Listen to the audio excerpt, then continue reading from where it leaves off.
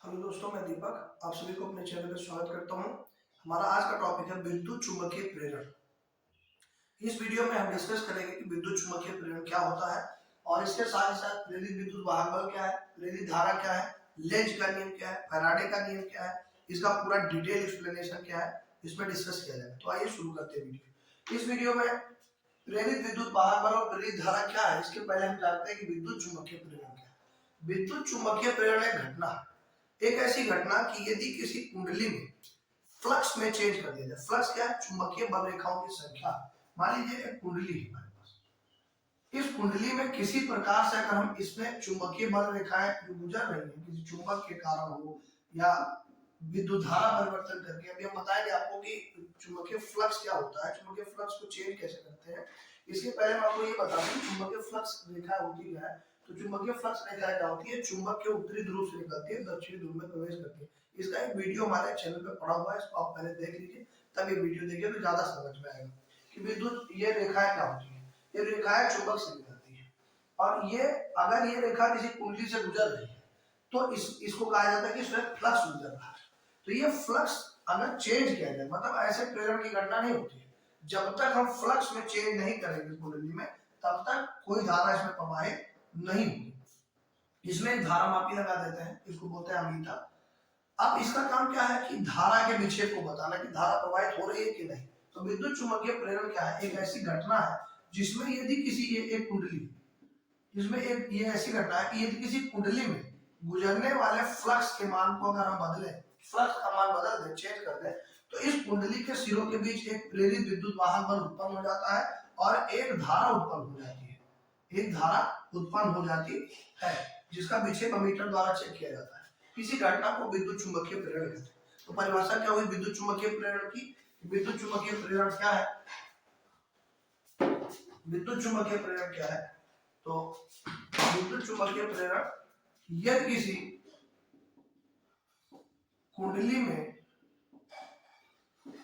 से होकर गुजरने वाले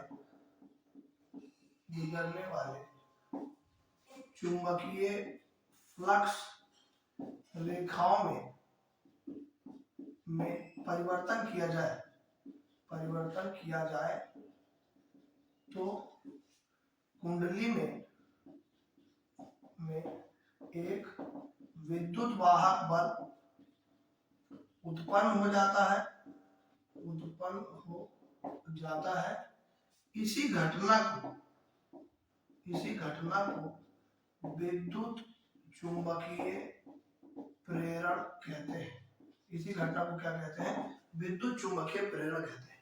electromagnetic induction is the process in which if we change the flux in any coil, then we can get an induced EMF in the circuit, and this process is known as electromagnetic induction. Electromagnetic induction क्या है? यदि किसी कुंडली से होकर जाने वाले flux के मान में अगर हम परिवर्तन करें तो उसमें एक प्रेरित विद्युत वाहक बल उत्पन्न हो जाता है और एक धारा उत्पन्न हो जाती है। इसी घटना को विद्युत चुंबकीय प्रेरण कहते हैं। उत्पन्न हुए इस विद्युत वाहक बल को प्रेरित विद्युत वाहक बल कहते हैं और उत्पन्न हुई इस धारा को प्रेरित धारा कहते हैं। ये दोनों स्वतः उत्पन्न होते हैं, खाली इसमें फ्लक्स को चेंज कर दिया जाए बस। तो परिभाषा क्या बनी विद्युत चुंबकीय प्रेरण की? यदि किसी कुंडली में से होकर गुजरने वाली चुंबकीय फ्लक्स रेखाओं की संख्या में परिवर्तन किया जाए, यानी चुंबकीय फ्लक्स में परिवर्तन किया जाए, तो उसमें एक प्रेरित विद्युत वाहक बल और एक प्रेरित धारा उत्पन्न हो जाती है। इसी घटना को विद्युत चुंबकीय प्रेरण के नाम से जाना जाता है। उत्पन्न हुए इस विद्युत वाहक बल को जो इस कॉइल के सिरों पर उत्पन्न होगा उसे प्रेरित विद्युत वाहक बल, और एक धारा जो इसमें उत्पन्न हुई है उसको प्रेरित धारा कहते हैं। सबसे पहले सन 1831 ईस्वी में माइकल फैराडे ने इसको देखा था। फैराडे ने एक एक्सपेरिमेंट किया जिसमें उन्होंने कुंडली ली, उसमें धारा मापी लिया। पूरा एक्सपेरिमेंट माइकल फैराडे का इसमें बना हुआ है। ये एक ही कॉइल की 4 स्थितियां दिखाई गई। हम इसमें फ्लक्स में चेंज करेंगे कॉइल में तो क्या क्या होगा, ये माइकल फैराडे ने एक प्रयोग करके बताया। फैराडे का प्रयोग ये है, इसमें उन्होंने देखा और बताया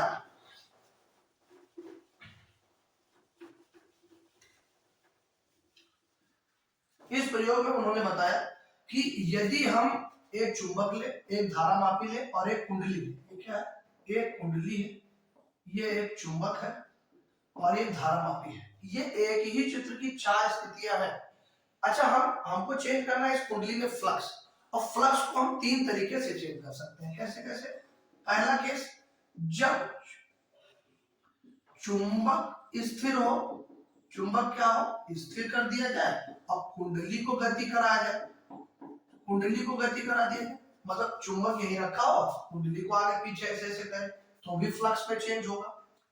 माने रेखा जो गुजर रही है इससे वो चेंज हो जाएगी अगर कुंडली को आगे पीछे करेंगे तो। दूसरा, चुंबक को गति करा दिया जाए, चुंबक को गति कराया जाए और कुंडली को स्थिर कर दिया जाए। ये क्या है? चुंबकीय फ्लक्स में परिवर्तन।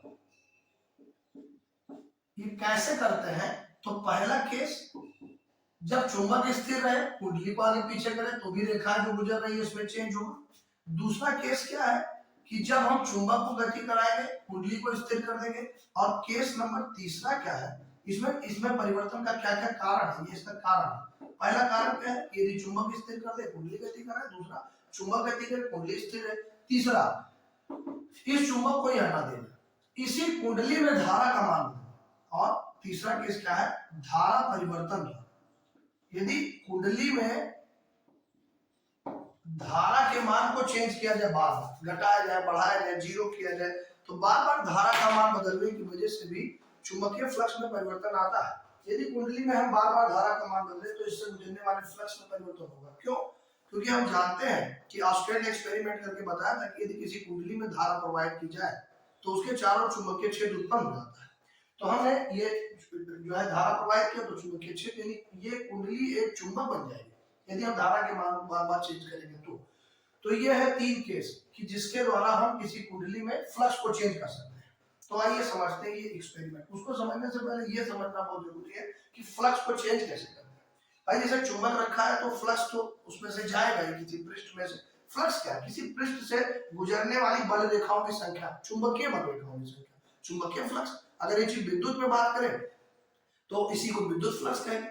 यदि किसी पृष्ठ से विद्युत क्षेत्र रेखाएं गुजर रही है तो विद्युत फ्लक्स, अगर चुंबकीय रेखाएं गुजर रही है तो चुंबकीय फ्लक्स कहते हैं। ये सब अभी आगे डिस्कस किया गया है, वीडियो पड़ा होगा चैनल पे। और इस वीडियो में हम आपको बताएंगे ये कौन सा है, ये फैराडे का प्रयोग। ये फैराडे का प्रयोग, ये चित्र बना हुआ है जो ये फैराडे ने प्रयोग किया था, ये फैराडे का प्रयोग है। ये किसके सपोर्ट में ये प्रयोग किया गया है? विद्युत चुंबकीय प्रेरण, विद्युत चुंबकीय प्रेरण को समझाने के लिए फैराडे ने एक प्रयोग किया सन 1831 में। उन्होंने बताया कि एक कुंडली ले लीजिए और इसमें चुंबक लीजिए।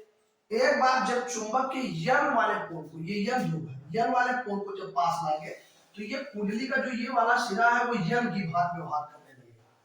मतलब कि जब हम चुंबक, उन्होंने क्या किया, एक चुंबक लिया और एक कुंडली लिया।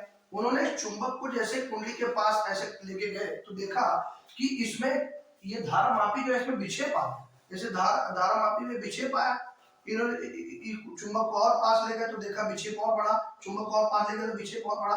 इससे पता चला कि यदि चुंबक को हम बार बार आगे पीछे करें तो कुंडली में जो धारा है वो भी, उसका मान भी बदल रहा है। यानी कि अगर हम यन पोल को आगे ले जाते हैं तो कुंडली का ये जो सामने वाला सिरा पड़ेगा ये भी यन पोल की भाग व्यवहार करने लगेगा। और जब यन पोल की भाग व्यवहार करने लगेगा तो अब ये प्रतिकर्षण लगाएगा, इसको धक्का देगा, ये इस चुंबक को अब पास आने नहीं देगा।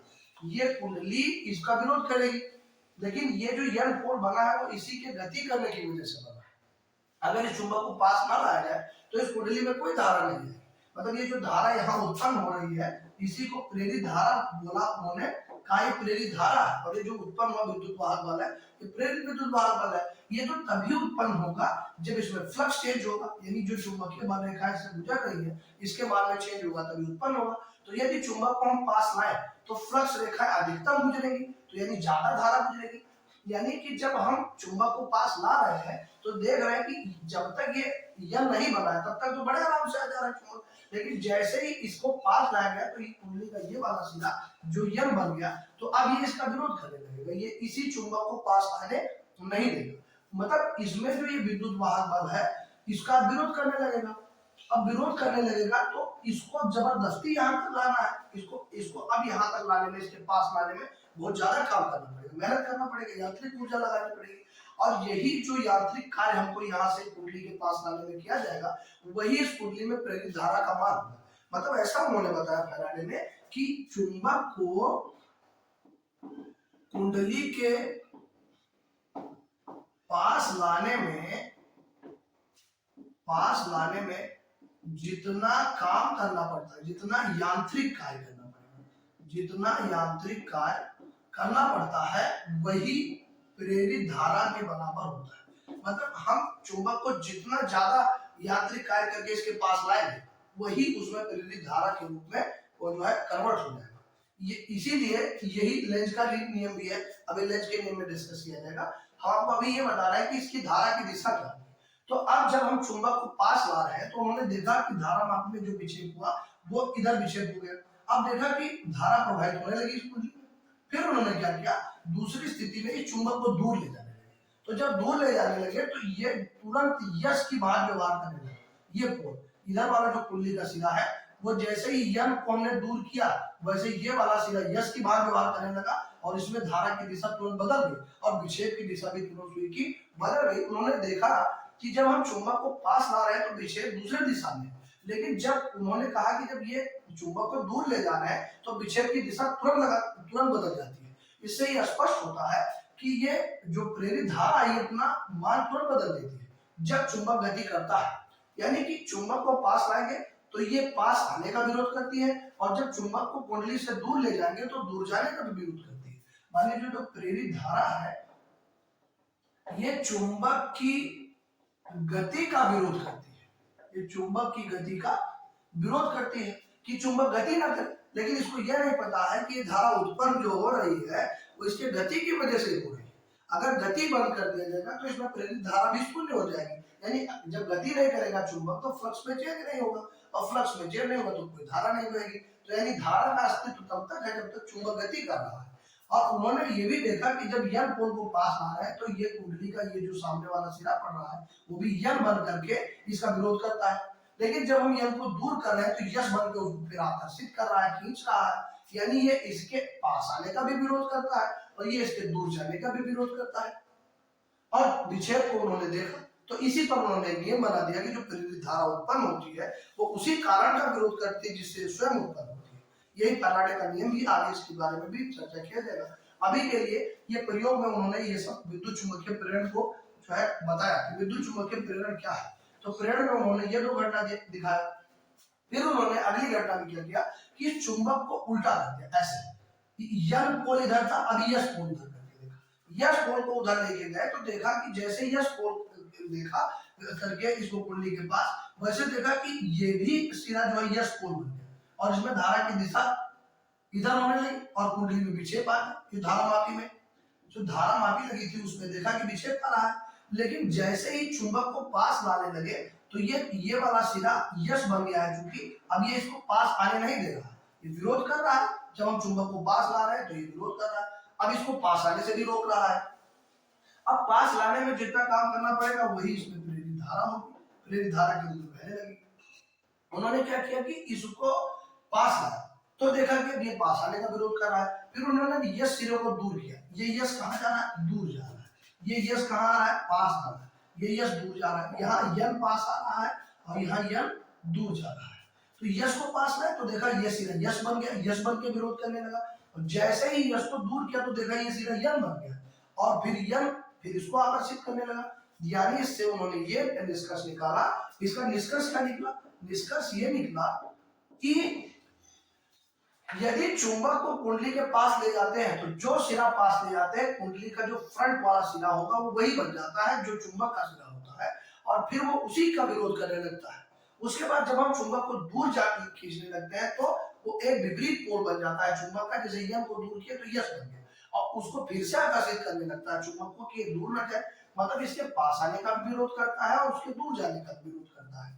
यानी इससे ये निष्कर्ष निकला कि जो कुंडली में प्रेरित धारा है वो प्रेरित धारा जो है वो चुंबक के गति का विरोध करती है, गति का विरोध करती है।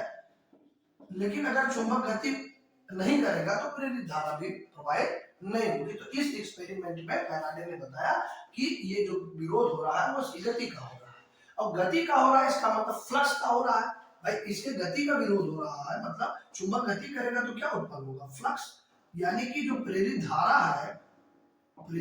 है वो सीधा सीधे किसका विरोध कर रही है, फ्लक्स परिवर्तन का। ये जो धारा प्रेरित वाली है ये फ्लक्स परिवर्तन का विरोध कर रहा है, और फ्लक्स परिवर्तन अगर ना हो तो प्रेरित धारा भी नहीं होगी। ये फैराडे का नियम है। अभी आगे डिस्कस किया जाएगा। तो ये बात आपको शायद समझ में आई होगी। ये फैराडे का एक्सपेरिमेंट था, वो इसलिए था कि विद्युत चुंबकीय प्रेरण की घटना को समझाया जाए कि यदि किसी कुंडली में फ्लक्स के मान को बदले, चेंज करें, तो उसमें एक धारा प्रवाहित होने लगती है। उन्होंने 4 केस में इसको समझाया। अब आगे आपको हम फैराडे का नियम समझाएं। फैराडे का नियम क्या होता है?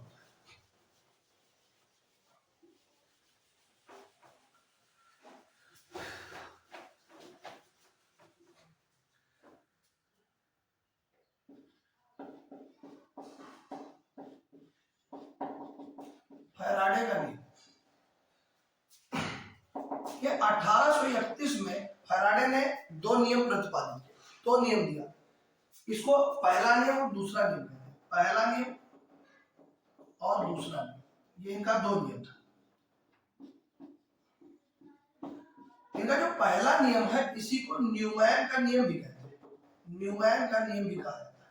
ये नियम है क्या? पहला नियम, पहला नियम ये है कि यदि किसी कुंडली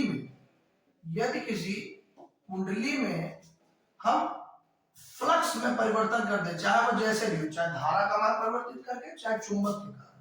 ये मान लो ये नस चुंबक रखा, मान लो चुंबक के कारण हो रहा है, तो इसमें हम गुजरने वाले फ्लक्स में अगर हम किसी प्रकार से परिवर्तन करते हैं, परिवर्तन 3 प्रकार से करते हैं। तो जैसे हम इस कुंडली में परिवर्तन करेंगे, फ्लक्स में परिवर्तन करने के साथ साथ इसमें एक विद्युत वाहक बल उत्पन्न हो जाता है। तो इनका पहला नियम क्या है कि यदि किसी कुंडली से होकर, ये पहला नियम है, यदि किसी कुंडली से होकर, इनके 2 नियम है फैराडे के। पहला नियम क्या है? न्यूमैन का नियम भी इसी को कहते हैं। यदि किसी कुंडली से होकर जाने वाली या होकर गुजरने वाली, या किसी कुंडली से होकर गुजरने वाली फ्लक्स रेखाओं में, या गुजरने वाली या गुजरने वाले, ऐसा देखो, गुजरने वाले फ्लक्स में परिवर्तन होता है, या किसी कुंडली से होकर गुजरने वाले फ्लक्स में परिवर्तन होता है, तो उसमें एक विद्युत वाहक बल उत्पन्न हो जाता है। तो उसमें एक विद्युत वाहक बल, जिसको ई से लिखते हैं, उत्पन्न हो जाता है। एक प्रेरित विद्युत वाहक बल उत्पन्न हो जाता है, और इसी घटना को क्या कहते हैं? विद्युत चुंबकीय प्रेरण। और यही का पहला नियम। उन्होंने बताया कि यदि किसी कुंडली में फ्लक्स में चेंज किया जाए तो उसमें क्या उत्पन्न हो जाएगी? धारा। लेकिन ये जो उत्पन्न हुआ विभवांतर है, परंतु जो उत्पन्न विद्युत वाहक बल है, इसी को हम लोग क्या कहते हैं? प्रेरित विद्युत वाहक बल। प्रेरित विद्युत वाहक बल। और ये जो उत्पन्न विद्युत वाहक बल है, इसी को हम क्या कहते हैं? प्रेरित विद्युत वाहक बल कहते हैं। और इसका जो मान होता है, मतलब ये जो प्रेरित विद्युत वाहक बल है, प्रेरित विद्युत वाहक बल है, प्रेरित विद्युत वाहक बल, इसका मान जो है ये फ्लक्स परिवर्तन के ऋणात्मक दर के बराबर होता है। ऋणात्मक दर के बराबर होता है।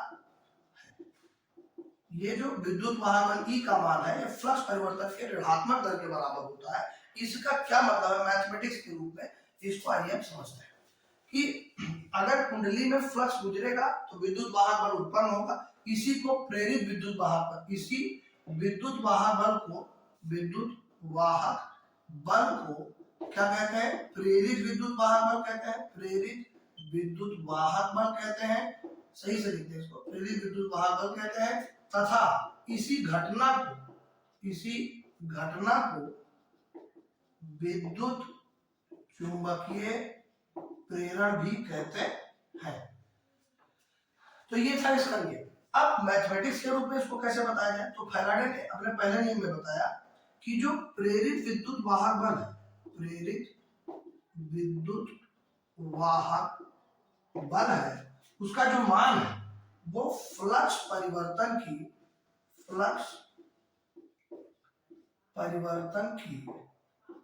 ऋणात्मक दर के बराबर।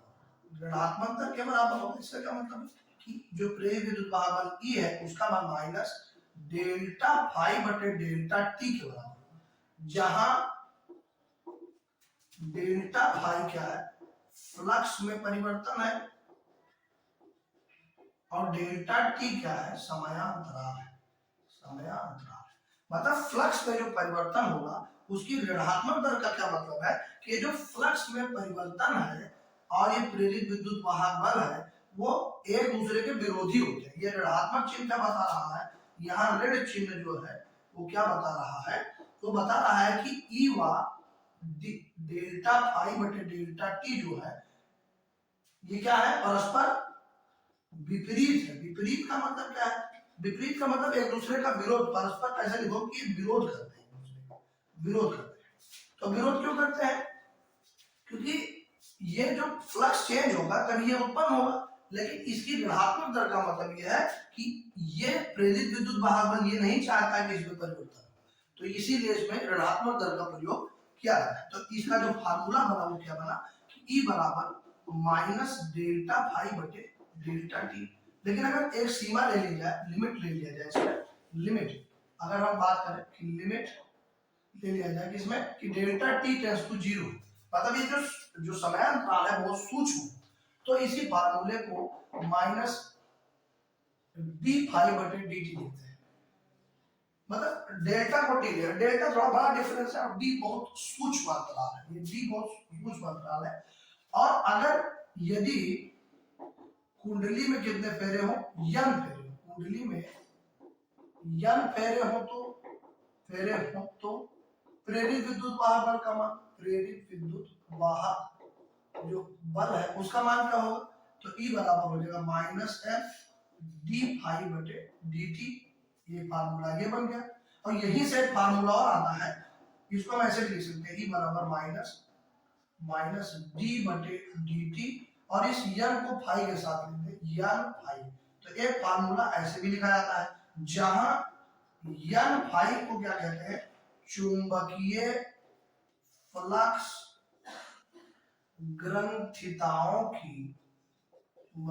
ग्रंथिताओं की संख्या कहते हैं।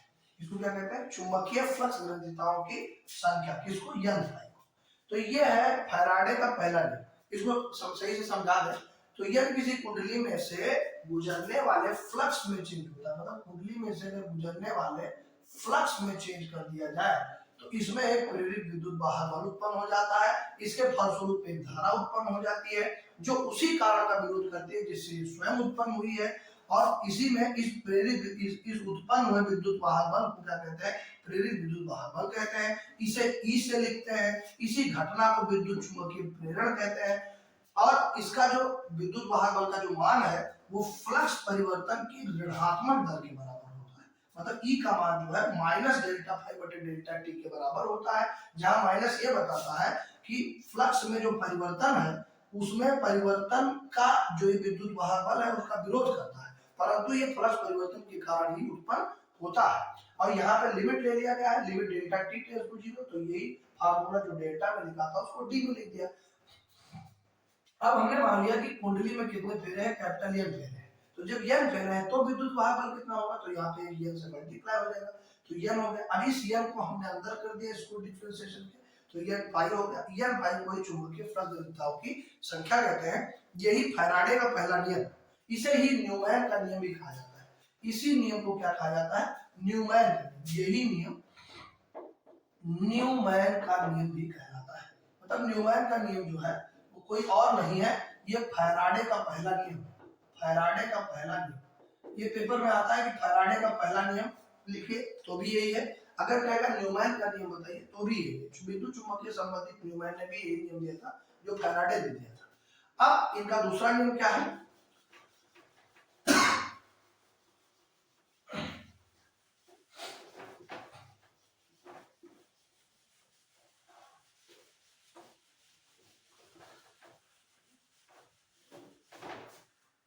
इसका दूसरा नियम, फैराडे का ही दूसरा नियम है, दूसरा नियम, ये फैराडे का ही। फैराडे का दूसरा नियम क्या कहता है? ये कहता है कि यदि किसी कुंडली या बंद परिपथ भी हो सकता है, किसी कुंडली में फ्लक्स का यहाँ अर्थ है चुंबकीय फ्लक्स, फ्लक्स में परिवर्तन किया जाए, परिवर्तन किया जाता है, यदि किसी कुंडली में फ्लक्स में परिवर्तन किया जाता है तो उसमें एक प्रेरित विद्युत वाहक बल उत्पन्न हो जाता है, एक प्रेरित विद्युत वाहक बल उत्पन्न हो जाता है। मतलब ये कहा जाए कि उसमें एक विद्युत वाहक बल उत्पन्न हो जाता है, उसमें एक विद्युत वाहक बल उत्पन्न हो जाता है तथा एक धारा उत्पन्न होती है तथा इसके फलस्वरूप एक धारा उत्पन्न हो जाती है, इस नियम में क्या बताया गया कि यदि किसी कुंडली में फ्लक्स में चेंज किया जाए, यदि किसी कुंडली में फ्लक्स में अगर हम चेंज करते हैं तो फ्लक्स में अगर हम परिवर्तन करेंगे इस कुंडली में तो इसमें क्या उत्पन्न हो जाएगी, एक धारा उत्पन्न हो जाएगी और एक प्रेरित विद्युत वाहक बल उत्पन्न हो जाएगा। मतलब विद्युत वाहक बल उत्पन्न होगा। इसे क्या कहते हैं? उत्पन्न हुए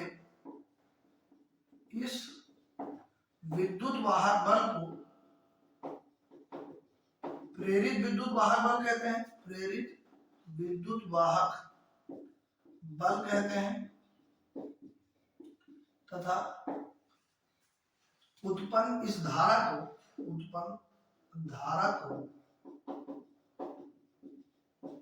प्रेरित धारा कहते हैं। उत्पन्न धारा को क्या कहते हैं? प्रेरित धारा कहते हैं। अब जो मेन काम है लेंज ने जो बताया, ये इसी को लेंज का नियम भी कहते हैं। तो ये फैराडे का जो दूसरा नियम है, यही किसका नियम है? लेंज का नियम भी यही है। तो लेंज ने भी यही बताया था कि किसी कुंडली में फ्लक्स में परिवर्तन किया जाए तो उसमें एक विद्युत वाहक बल और एक धारा उत्पन्न हो जाती है। उत्पन्न हुए इस विद्युत वाहक बल को प्रेरित विद्युत वाहक बल कहते हैं, प्रेरित विद्युत वाहक बल, और उत्पन्न इस धारा को क्या कहते हैं? प्रेरित धारा के नाम से जाना जाता है, प्रेरित धारा कहते हैं, प्रेरित धारा कहते हैं। अब इसमें जो मेन बात यह है कि जो ये उत्पन्न जो प्रेरित धारा है, प्रेरित धारा तथा मेन जो लाइन है वो यही है, प्रेरित धारा उसी कारण का विरोध करती है, प्रेरित धारा उसी कारण का विरोध करती है, उसी कारण का विरोध करती है, उसी कारण का विरोध करती है जिससे ये या जिसके